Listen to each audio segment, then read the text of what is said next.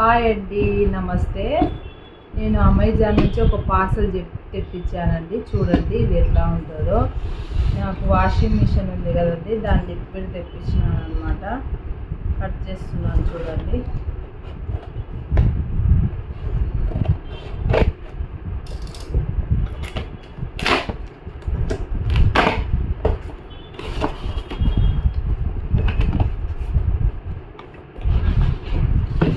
ఇదే అండి washing machine.